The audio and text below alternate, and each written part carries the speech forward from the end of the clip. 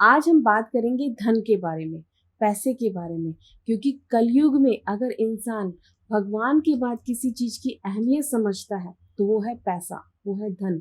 और ये धन कुछ लोगों की जरूरत है और कुछ लोगों की डिजायर। और कुछ लोग धन को इतनी ज्यादा अहमियत देते हैं कि वो अपनी डिजायर को ही अपनी जरूरत समझ लेते हैं। तो ये धन आपकी कुंडली में किस घर से देखा जाता है, आज हम उसके बारे में डिटेल में बात करेंगे। नमस्कार आप सभी को। भोले बाबा माता रानी आप सब पर अपनी कृपा बनाए रखें। आपने अपने आसपास हमेशा दो तरह के लोगों को देखा होगा। एक वो जो अपने आप को और अपने धन को आगे बढ़ाने में लगे हुए हैं, और दूसरे वो लोग जो सिर्फ इतना ही धन कमा पाते हैं कि वो अपनी जरूरत पूरी कर सके। आपने ऐसे ही परिवारों को देखा होगा जहां पर हमेशा धन की कमी बनी रहती है, और कितने ही ऐसे लोग हैं जिनकी अपब्रिंगिंग में या पालन पोषण में कमी रह जाती है। तो ये धन, ये संस्कार, ये पैसा, ये कुटुंब आपकी कुंडली में किस घर से देखा जाता है? क्योंकि ईश्वर ने तो हर किसी की कुंडली में धन भाव दिया है, लेकिन कितने ही करोड़ों लोग हैं जिनके पास धन की कमी बनी रहती है, और कितने ही ऐसे हजारों लोग हैं जिनके पास बेशुमार पैसा है, कंफर्ट है, लग्जरी है, बैंक बैलेंस है। तो ये आपकी कुंडली के अंदर सेकंड हाउस से देखा जाता है।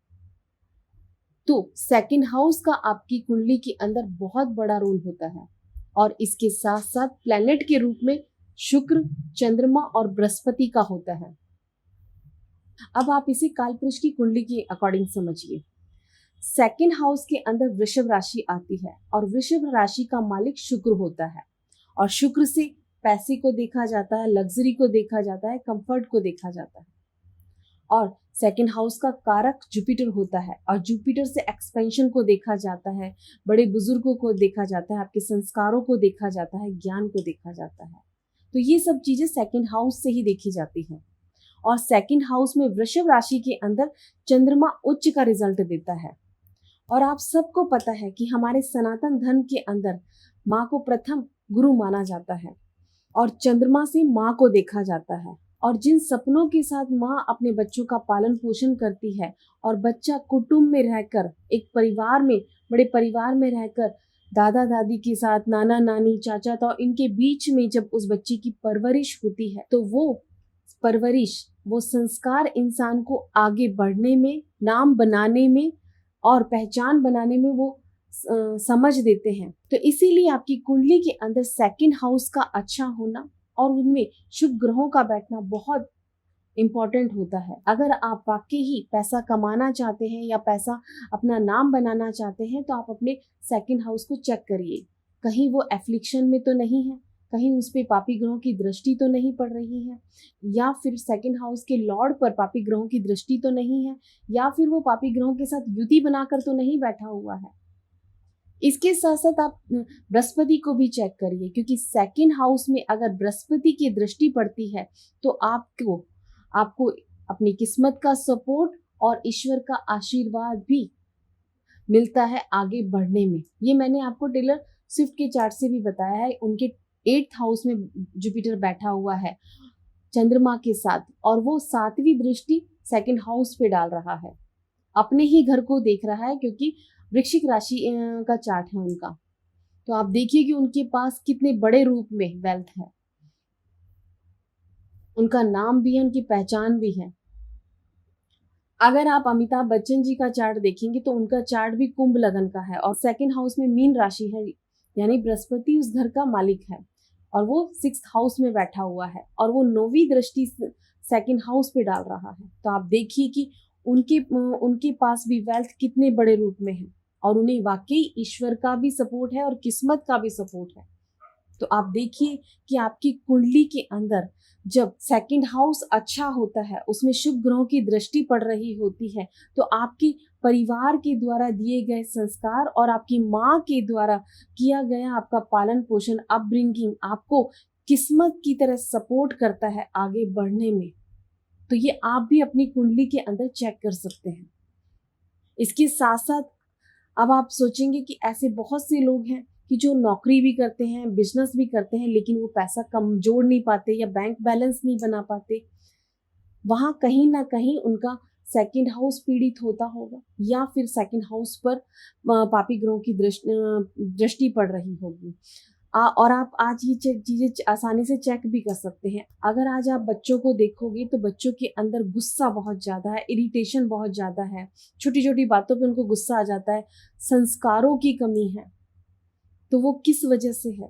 क्योंकि कहीं ना कहीं सेकंड हाउस पीड़ित है या अफ्लिक्शन में है। आज हर कोई सोचता है कि फैमिली छोटी होनी चाहिए, परिवार छोटा होना चाहिए। आज ये सोच रखने की वजह से आज जो किसी टाइम पे हम अगर आप देखेंगे, जो हमारे पिता या दादा जो भी होते थे वो बड़े परिवारों में रहते थे, तो उनमें वो समझ होती थी कि फैमिली के साथ, संस्कारों के साथ कैसे चलना है। और आज अगर आप देखेंगे, जितने छोटे परिवार होते हैं उतने ही बच्चों में संस्कारों की कमी है, उनके अंदर उतना ही गुस्सा है। पहले इतना ना तो गुस्सा होता था, ना ही संस्कारों में कमी होती थी, क्योंकि फैमिली में रहते थे, जॉइंट फैमिली के अंदर रहते थे। तो जॉइंट फैमिली का होना भी इंसान की लाइफ में कितना जरूरी है, संस्कारों का होना भी कितना जरूरी है। और जो बच्चे आज कामयाब नहीं हो पा रहे हैं या वो पैसा अपना जोड़ नहीं पा रहे हैं, तो वहाँ कहीं ना कहीं सेकंड हाउस एफ्लिक्शन में है या सेकंड हाउस का लॉर्ड पीड़ित है। तो ये आप भी अपनी कुंडली के अंदर चेक कर सकते हैं कि आप पैसा क्यों नहीं बना पा रहे या पैसा क्यों नहीं जोड़ पा रहे, आपका बैंक बैलेंस क्यों नहीं बन पा रहा। क्योंकि अगर आप देखेंगे तो सेकंड हाउस से वाणी को भी देखा जाता है, संस्कारों को देखा जाता है, आपकी अपब्रिंगिंग को देखा जाता है। अगर आपका सेकंड हाउस अच्छा होगा, उसमें शुभ ग्रहों की दृष्टि पड़ रही होगी, शुभ ग्रह बैठे होंगे, तो आपको पैसा कमाने में या पैसा जोड़ने में कभी कोई दिक्कत नहीं आएगी। लेकिन अगर वो पीड़ित है तो आपको पैसा जोड़ने में, अपना बैंक बैलेंस बनाने में दिक्कतें आएंगी। ये आप खुद भी अपनी कुंडली में चेक कर सकते हैं। इनफैक्ट कुंडली देखने की जरूरत भी नहीं है, आप अपने बच्चों के अंदर या अपने अंदर ये खुद चेक करिए कि अगर संस्कार है, बच्चा सही बोलता है, अगर उसकी बोली में मिठास है, तो वो लोगों से कनेक्ट कर पाएगा, लोगों से जुड़ पाएगा। क्योंकि अगर आप लोगों से नहीं जुड़ोगे तो आगे कैसे बढ़ोगे। तो लोगों से जुड़ने के लिए, अपने कॉन्टेक्ट्स बनाने के लिए आपकी वाणी का अच्छा होना, आपके अंदर संस्कारों का होना बहुत जरूरी है।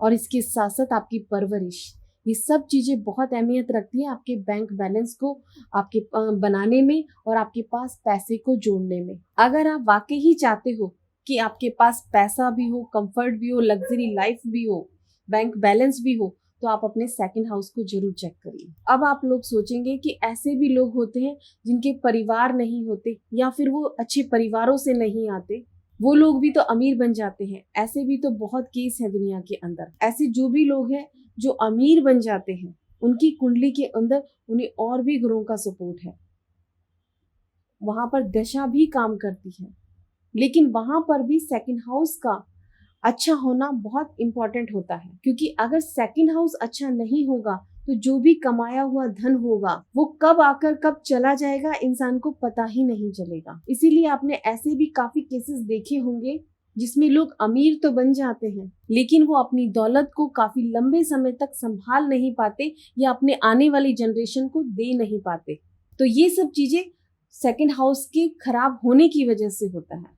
इसीलिए इंसान के अंदर वैल्यूज, संस्कार और अपनी फैमिली के साथ अटैचमेंट जरूर होना चाहिए। अगर इसके अलावा भी आपको अगर कोई दिक्कत आती है तो आप हमसे कांटेक्ट कर सकते हैं। आपको हमारी कांटेक्ट डिटेल डिस्क्रिप्शन बॉक्स में मिल जाएगी। नमस्कार आप सभी को। कृष्ण कृष्ण